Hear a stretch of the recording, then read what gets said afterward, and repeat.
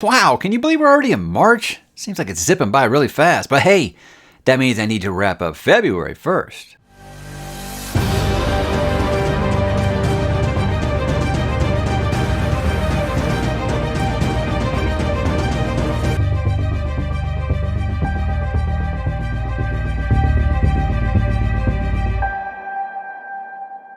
Hey, what's up, bookworms? Mike back with another monthly wrap-up, this time for February of 2024. And I'm going to talk about that book of the month, which I don't think will be that surprising if you guys have been watching the weekly updates. But for those who don't, I think there'll be plenty to learn about here. Well, guys, let's begin like usual. Let's talk about what I read in the month of February. I read 3 1/3 novels and 3, I guess you'd call them novellas, even though those are also just kind of like 1/3 of a major novel. We'll kind of get into that as we go along. Let's begin with that 1/3.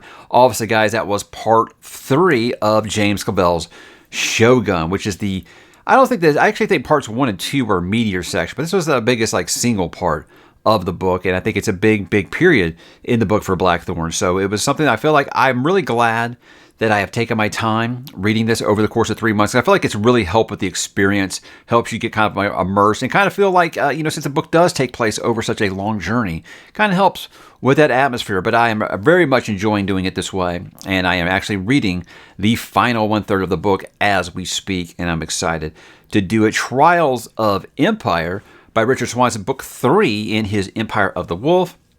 What I said about my weekly update is I liked the book a lot. It was just probably my least favorite in the series. And a reason I explained it was that first book was just so good. It was so much of everything that I was kind of wanted, kind of almost like a murder mystery kind of fantasy book. And I really loved that.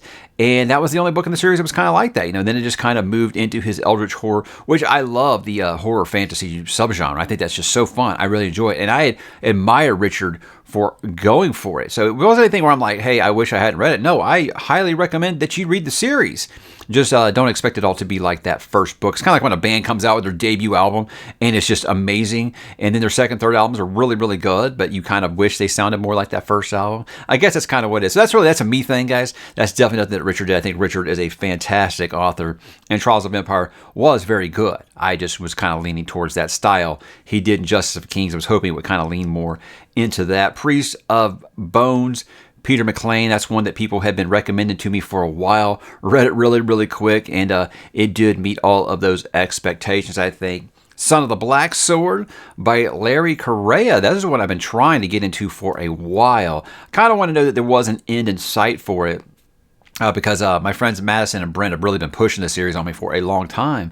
And they're right. It was very good. I had a really, really cool time with it. And I want to say it's just such a different kind of taste of fantasy. There's lots of things where you'll feel like, okay, there's some Stormlight Archive going on. There's some Malazan things kind of going on in here. I'm really, really enjoying everything about it. But it almost feels like a thriller. If you could do a thriller as a fantasy story, because there's never a dull moment. And Larry Correia's action. This is the first Larry Correia book I've read. His action is superb. I mean, there's a part where a character is fighting like a dozen people, and it's just so well thought out the way that it's written that you can just see this major action sequence in your head. So good. And I love the way that it kind of ended and left things open. And I'll be continuing that series sometime in this year. I'll give you an update on that when I get to it. I'm thinking April might be the earliest before I get to book 2 in that series. But I do know that Larry has said that he did reach out on social media and tell me that the final book will be out this year. So I'm excited to continue with that series. And then the novellas, volumes 2, 3, and 4 of Blackwater by Micah McDowell. This is The Levy, The House, and The War. So I've since finished this, guys, in March, but the last couple of days of February there, I was home after missing work because I'd had some dental procedures done, and I just kind of I got totally wrapped up in it. And said I'm not going to do the one per month for Blackwater anymore. It's just too dang good. But I released a short recently about what my thoughts and process were and why I think that series is just so great. And I'll go ahead and tell you guys, it ended really, really great as well. I'm excited to actually do a dedicated review for Blackwater on the channel here very, very soon, guys. But there can only be one book of the month. Now, I've already eliminated Shogun from this competition because I went ahead and gave Shogun, I said I'm reading it over the course of 3 months. I'm not going to do that thing where I give it book of the month 3 times. So I gave it in January and also said it was disqualified for February and March. So which way am I going to go here? I bet most people think I'm going to go with Blackwater, but no, guys, I'm going to go with Priest of Bones because I think Priest of Bones was just the kind of book that everyone had been telling me in my reviews for First Law, and when I said that Mark Lawrence really wasn't working for me, and I read 4 Mark Lawrence books, and I just said, I just don't think the guy's, he's just, if on paper it feels like he should be for me, and a lot of people said, I think you should check out this series. I think it'll be a little bit more what you were looking for. Thank you, guys. You were absolutely right. This was everything that I was looking for. Just kind of blew me away at how good it was. And I guess it shouldn't be, because like I said, I feel like for 3+ years now, viewers have been screaming from the mountaintops that you've got to read this series. This feels like something that was written for you. You're absolutely right. I think what I loved about this is it almost felt, I guess you could say, like a ground level kind of fantasy. So it's got a little bit, everybody says Peaky Blinders, but I've never read I've never watched Peaky Blinders.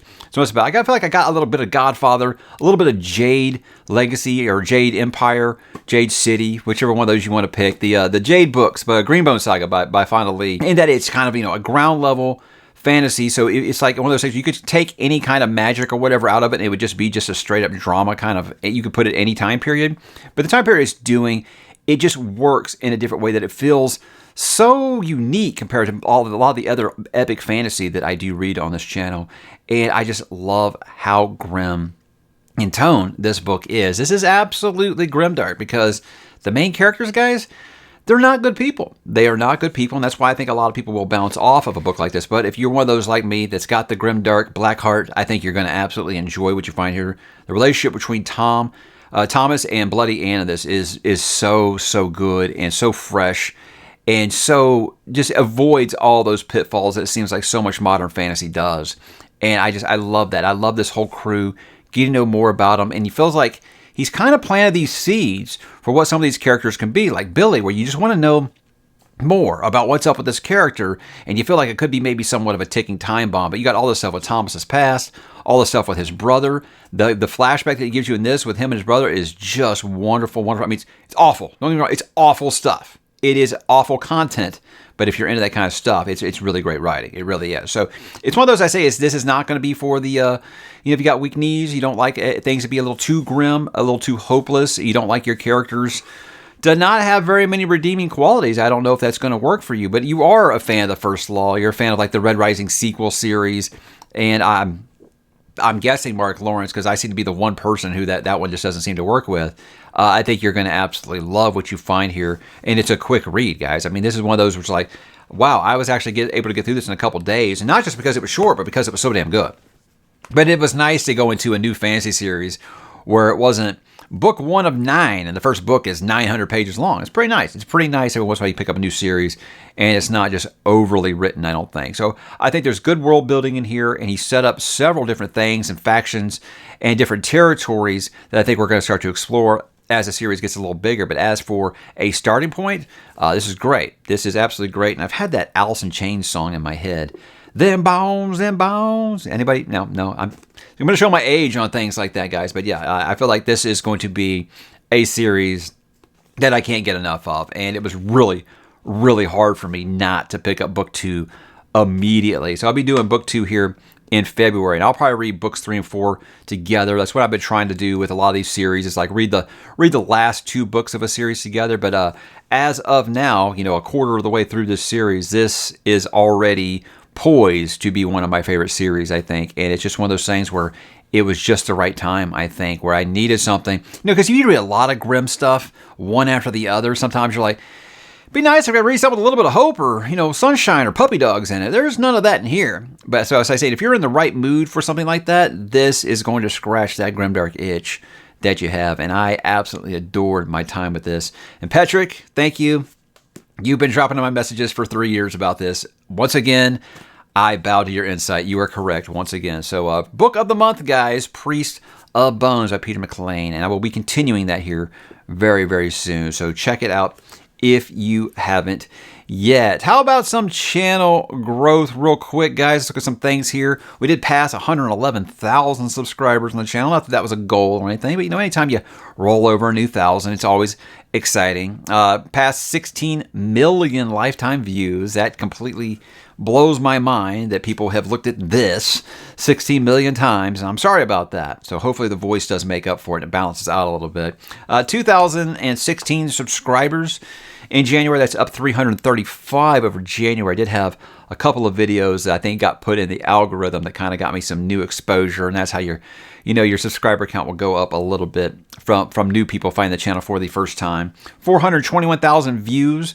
That's up 10,000 from January. So December, January usually historically are pretty low months, so I feel like the only way to go is up, except when it comes to hours watched. That actually went down. 56,000 hours watched, down 6,000 from January. And I think I know the culprit of that. I had a video that I think got put onto Google. When you do like a Google search for it, my video comes up because one of those that had like in a huge amount of views, but like the watch time was like 2 minutes on like a 18-minute video.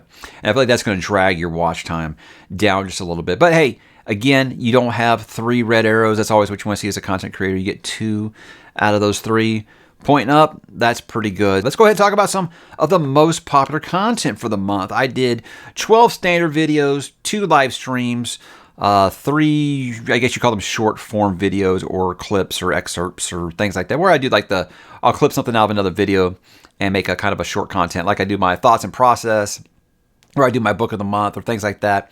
Those are things where I'm just like, hey, I know not everybody wants to watch a 20-minute video for their first exposure to a channel, or if someone's looking for me to talk about a specific book, I'll put something out there like I did with Priest of Bones, just to tell people kind of real quick what I thought about it, if they're looking just for coverage of that and they don't watch the weekly updates. Let's look at these big ones here. Pillars of the Earth. That was the big one, I think. Like I said, I think it popped up in the Google algorithm or something like that. 39,000 views. Now, guys, if you know anything, single book reviews don't do that well on the channel. It's usually my least watched content.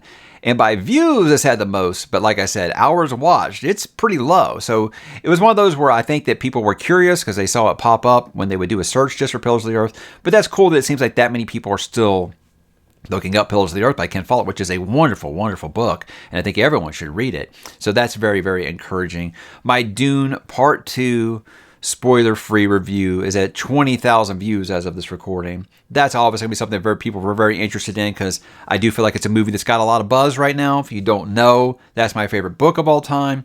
I had so many people that they knew I was going to see this a couple days early, and after I got out of the movie, I had like 400 instant messages on, does people still call it instant messaging? Am I showing my age again? Direct messages on Instagram, on Twitter, emails, all kinds of stuff. People will be like, what did you think? Because your opinion on it matters to me, and it's going to kind of sway me. And I like the movie quite a bit, but I want to talk about it in a spoiler-free fashion because Christopher and I had planned to do the spoiler discussion after he did see it. But yeah, that's obviously going to draw a lot of new interest because it is a movie with a lot of buzz. And as always, guys, I encourage you to read the books, sure. But the movie, as a lifetime fan of the book, I felt like I was very, very happy. And, watch that video with Christopher, if you want to know how we felt about other things in a more spoilery fashion. Unpopular opinion. Haven't done very many of these on the channel. What I called it was BookTube Darlings. That's at 18,000 views. And that was just where I took a look at, some of my peers' favorite books here on BookTube. And it's books that almost like unanimous, universal praise of other booktubers that are just amazing books. And I just take a look at a handful of ones that, I liked them. I just don't get all the hoopla about it. And it was never, apparently, people thought that I was going to be, insulting or criticizing other booktubers, and I never do that, guys. That is not my style. I will not ever criticize another creator. That's just not what I do here. It was really just more of like, hey, I wish I loved it as much as they did. And many times I will say, yeah, I don't get it. I know people love to say, you don't get it. You just didn't get it. Sometimes I guess you just don't. But that wasn't meant to be, series I thought were overrated. That was really just meant to be, these are books or series other booktubers absolutely adore. And it seems like everyone loves it. And whereas I'm just like, it's a book that exists. That's just how I felt about it. Why you should read Sun Eater by Christopher Rocchio. That's at 14,000 views. Don't do a lot of why you should reads anymore. I feel like I've gotten most of those out. Series that I really, really highly encourage people to read. But Sun Eater is one that I think that it's reached that point where the snowball effect that, I helped to get rolling back in 2020 has finally caught up. Some bigger booktubers than me now are actually talking about the series, and it's getting a lot of new interest on the channel. And so I said anyone who still just kind of had, any last hang-ups about not reading the series. I was going to talk about why I find it special and why I think what makes it unique is the example I give in there is you can talk to 5 different people who've read the series and they'll give you 5 different things that they think's great about it. So it's just very diverse in that way. And I think there's a little something for everyone in there and some things that you might not know that you'd like. That's the kind of the series that will kind of bring you to it. So I'm glad that I was able to give that series a little bit of a platform. And obviously Christopher is a friend of mine. And I always want to give Christopher some rub, but it's one of those things where if I don't believe that your book is amazing, I'm not going to talk about it in that regard, friends or not. So, the series is amazing, and I hope you guys will check it out. And it feels like at this point, most people have, and the fact that they can't keep the book in stock anywhere just shows that the popularity for the series is really taking off. One Piece, Romance Dawn, we are doing these collaborative efforts between myself, Murphy Napier, Philip Chase, and Alan over at Library of Alexandria, where we're going to be talking about the just some arcs of One Piece in the obviously in the publishing order, and we're just going to kind of take turns. And the first one for the very first arc, and kind of like a how did you discover One Piece video, since Romance Dawn was so short, it's only 7 chapters. We had that first one on my channel. Then we had Orange Town and Cert Village over on Phillips, and now the next arc we're going to be having on Murphy's channel, so on and so forth. We're going to kind of do that all the way around. But we talked about Romance Dawn that had 13,000 views. That was one of those it didn't have any views, because I've always said manga on my channel is kind of boom or bust. But, I always want to talk with other creators. And anytime I get to talk with Murphy, that's obviously really special. She's one of the people who, influenced me to get into doing this, honestly. And Philip, that's like my brother from another mother. And Alan, I wish I had his energy. I really do. And his energy is on display in that video. So after a couple of days, boom, I guess I got in the algorithm and it kind of took off there. But I'm having a lot of fun doing that conversation with those 3. And I feel like it's a good balance, because Philip and I are first-time readers. Murphy is the experienced veteran, and Alan has only watched the anime. So I feel like it's a good discussion in that regard about why we like it in different kind of walks of life. And it's something I continue to look forward to doing as we roll through that series. And when Philip gets caught up with me, then I'll be getting back to reading One Piece. A couple, maybe a favorite video that I had that didn't hit these numbers. I did my first episode of Author's Corner, which is my plan to just, we find a topic and I get 3 authors that come on. I kind of represent the reader in this discussion, obviously, because guys, I can barely write a grocery list, so I get that question all the time. You ever thought about writing anything? You don't want me to do that. But I had Ryan Cahill, Shauna Lawless, and Christopher Rocky on that. And the topic was novellas. And it kind of turned into a discussion about not just that, but also hard versus soft magic system or no magic system at all. And here's a shock, guys. A science fiction writer doesn't want any magic at all in his book. So, it was a fun, spirited conversation. Felt like Christopher was pretty chill until we got on the topic of these magic systems, and he got really animated, and it made the conversation a ton of fun. But that's 3 wonderful creators, even better human beings. I'm glad that they were actually there for my debut episode. I don't know what I'll get to do next, but again, I want to thank them because so many different, we were dealing with Northern Ireland, we were dealing with New Zealand, and then Christopher and I here in the Southeast United States. So it was fun kind of getting all those time zones lined up. And Shauna did stay up a little late to talk to us. And I do appreciate that. And I hope you guys will check out all of their books. For some March goals, I got a couple things. Nothing real. Like I said, once we cross that 100,000, guys, goals are just, things that I just want to kind of make sure that I keep doing. I'll continue this collaboration of this One Piece project with Murphy, Philip, and Alan, because it's so much fun. I'm looking forward to that each week. I'll wrap up some of these longer series or finish up some of these longer books. I'll kind of split up over several months. That way I can start the next batch, because I did... Whoa. I'm doing this thing where I'm starting like a new book one every month. I got to slow down. I want to finish some of these series first. But hopefully, the thing, if you don't know, I've been having this major home renovation here. Our kitchen, it's just taking forever. Because you have to wait for things to come in. You got custom countertops. You got to wait for them to be made. And we've got everything that was in our kitchen is now in our dining room. So we've got 2 rooms of our house not being used. And guys, it just dominates your life. When you don't have a kitchen, I would say you don't realize how much you use a kitchen until it's gone. No, everyone knows how much you use a kitchen. But just something as simple as countertops or a sink, it's just like your life is just wrecked. And that just feels like it's just a huge weight been bearing down on me. So hopefully that gets finished up here in the next week or 2. Hopefully... And then I can get my life back on track, because I feel like that's really kind of put a hitch on my recording schedule and plans and mood, just because completely takes over your life. And, you know, it seems like every week there's some setback or something like that. And then, like I said, I had a dentist appointment this month. So February was kind of a rough month with availability. And March, I'd like to get into that and actually get into some more single reviews because, you know, as you can see when I did that Pillars of the Earth video, I still love doing single book reviews. I do still like doing that.